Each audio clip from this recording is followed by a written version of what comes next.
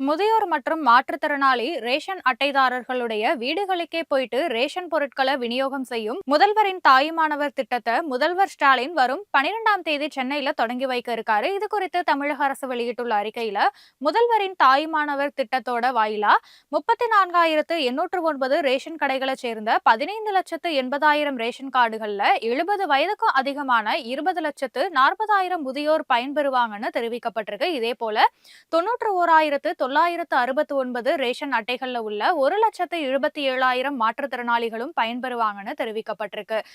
மேலும் இந்த திட்டத்தின் மூலமா 16,70,000 ரேஷன் அட்டைகள்ல உள்ள 21,70,000 பேருக்கு அவங்களோட வீடுகளுக்கே போயிட்டு ரேஷன் பொருட்களை விநியோகம் செய்ய வழிவகையும் செய்யப்பட்டிருக்கு. ஒவ்வொரு மாதமும் 2வது சனி மற்றும் ஞாயிற்றுக்கிழமைகள்ல இந்த திட்டம் செயல்படுத்தப்படும். இதுல பயன்பெற தகுதியுள்ள ரேஷன் அட்டைதாரர்களோட விவரம் உணவுப் பொருட்கள் வழங்குறது துறை வாயிலா பெறப்பட்டு கள அலுவலர்களுக்கு அனுப்பப்பட்டும் இருக்கு. மின்னணு எடை தராசு மற்றும் விற்பனை முனைக்கருவியோட வாகனங்கள்ல போயிட்டு ரேஷன் கடை விற்பனையாளர்கள் பொருட்களை வழங்குவாங்க. இதனால அரசுக்கு சுமார் 30 கோடி ரூபாய் செலவாகும் அப்படின்னு தெரிவிச்சிருக்கு.